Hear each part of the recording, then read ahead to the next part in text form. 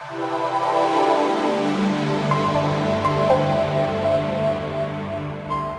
الله الرحمن الرحيم. صباح الخير مرة ثانية. أنا يعني إن شاء الله 10 minutes 15 minutes maximum we will cover a very important subject.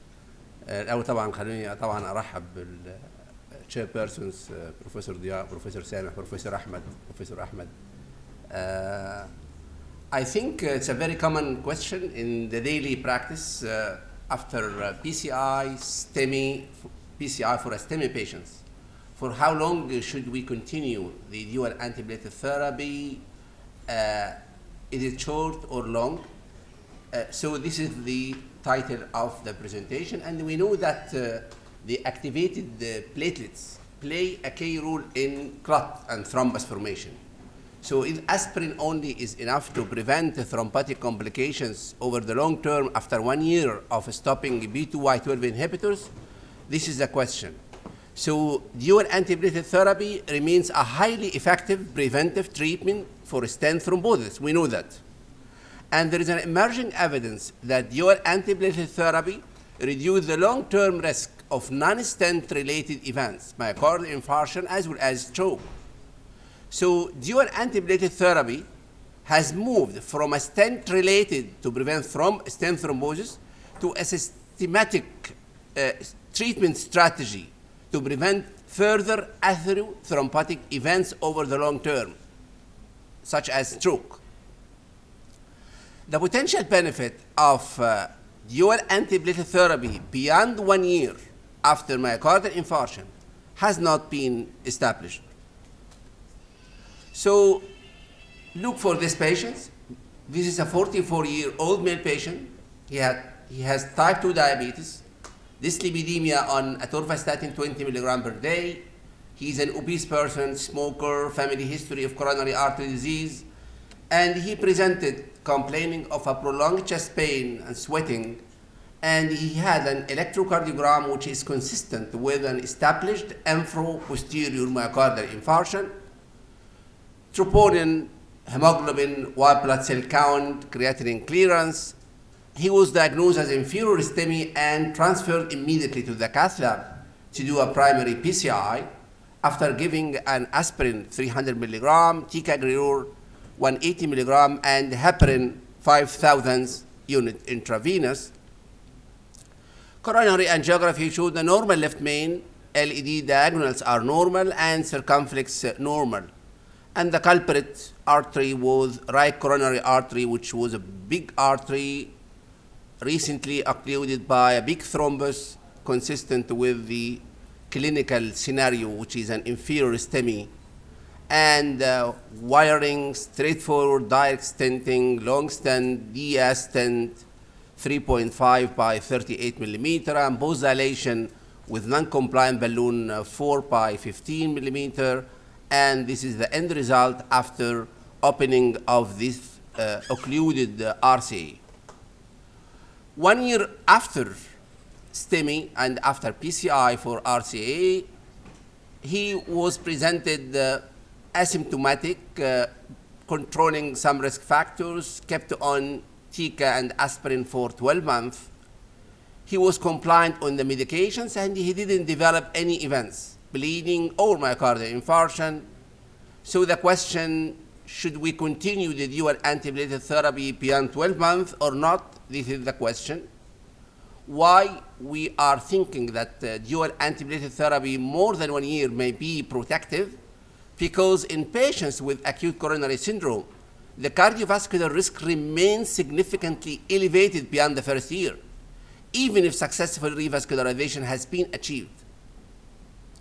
So, intensified antiplatelet therapy on top of aspirin has been shown to be an effective therapeutic strategy to prevent further ischemic events, but at the cost of increased bleeding risk. So this slide summarizes many randomized trials, compared the standard, which was DAPT therapy only for 1 year and then aspirin alone, versus extending dual antiplatelet therapy for 24 months, 30 months, and look for the outcome. Some data in favor of long-term DAPT therapy in terms of reduction of MI, mortality, but the cost of bleeding was high. So there is a variable results in this data. So we need to solve the question. So this is based on clinical trials and based on the guidelines. This is an interesting debate last week at the EC in Paris. The same question. Duration of DAPT should be beyond 1 year post-ACS or should be short. So this is an interesting debate to answer the question.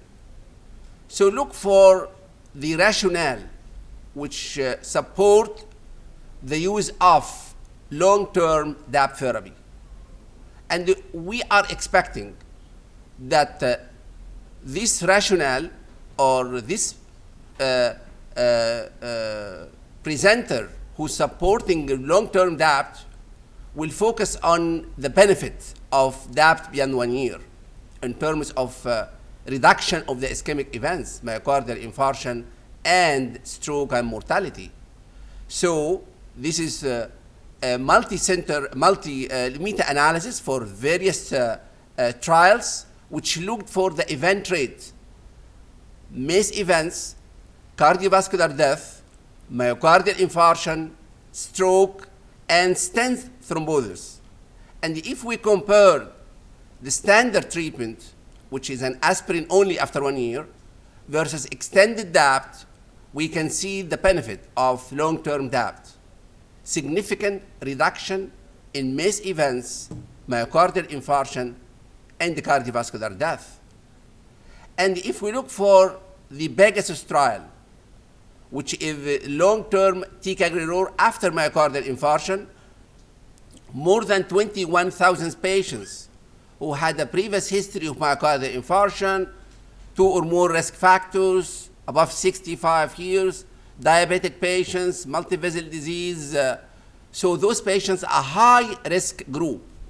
And then those patients were randomized either to ticagrelor 2 doses, 60 milligram twice per day or 90 milligram twice per day, versus aspirin alone, and the same looking for cardiovascular death, myocardial infarction, or stroke.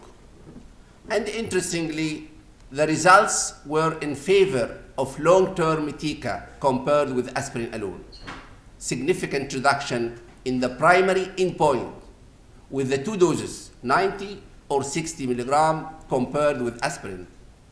But again, the cost of bleeding was high with the 60 as well as 90 milligram compared with aspirin alone. The long-term tica in patients who have a polyvascular disease, 35% reduction in major adverse limb events, 44% acute limb ischemia. So patients who had polyvascular disease, for example, peripheral arterial disease, compared with patients who had no peripheral arterial disease, a significant reduction in the primary endpoint, cardiovascular death, MI, or stroke. So this is an interesting slide which support the use of long-term DAPT in high-risk patients. Secondary prevention after MI if you have a patient who has a high thrombotic risk. Long-term DAPT after myocardial infarction in patients with multivessel coronary artery disease, diabetes, recurrent MI, peripheral arterial disease, CKD, who are not at high bleeding risk. And this is the recommendation which is 2A recommendation, that the long-term DAPT for secondary prevention of ischemic events is indicated in high-risk ischemic patients but with low risk of bleeding. This is very important. And if one not supporting the concept of long-term DAPT after 1 year, he will try to focus on why short-term DAPT is recommended, not long-term DAPT. He will support this with the rationale of new generation drug-eluting stents, which is associated with faster reendothelialization, more safety, and less thrombotic events in terms of stent thrombosis and myocardial infarction. He will focus on the risk of bleeding. Long-term DAPT will be associated with the high risk of bleeding, in addition to cost. So the controversy still exists even with 1 year follow-up. The second point that recently we have some trials, although it is small trials which include a small number of patients, which compared short-term DAPT versus long-term DAPT, and they demonstrated that there was no significant difference with the short-term DAPT. If we look for this slide, this will support that long-term DAPT is associated with the risk of bleeding events. So moderate or severe bleeding, moderate only, severe bleeding, PARC type 2, type 3, type 5, the risk of bleeding, of course, will be high with long-term DAPT compared with short-term DAPT. So he summarized this rationale of short-term DAPT is recommended after PCI or STEMI, that prolonged DAPT beyond 1 year after acute coronary syndrome is associated with reduction in thrombotic complications. However, these beneficial effects are counterbalanced by a higher risk of major bleeding complications, leading to a neutral effect on mortality. Prolonged DAPT TICA after ACS is associated with an excess increase in cost that must be taken into consideration. And based on the currently available data, there is no evidence to support prolonged DAPT beyond 1 year. So this support the short-term DAPT, not long-term DAPT, based on the rationale of the new generation drug-eluting stents, the risk of bleeding. And this is again the meta-analysis, which showed that extended DAPT after myocardial infarction, the benefit-risk ratio in this meta-analysis was in favor of long-term DAPT in terms of reduction of MACE events and all-cause death. However, the major bleeding risk was high with prolonged DAPT compared with the standard treatment for 1 year only. And this is an interesting slide which can be considered when asking this question, this patient should be continued DAPT beyond 1 year or not. Look for the patient, for the anatomy, for the stent. If you have a patient with stable coronary artery disease, history of bleeding, high risk of bleeding, short lesion, single vessel disease, stented with second generation drug-eluting stents. So short-term DAPT is recommended, not extend beyond 1 year, of course. However, if you have a patient with acute coronary syndrome, recent STEMI, those patients are still at high risk of developing acute coronary syndrome even after 1 year.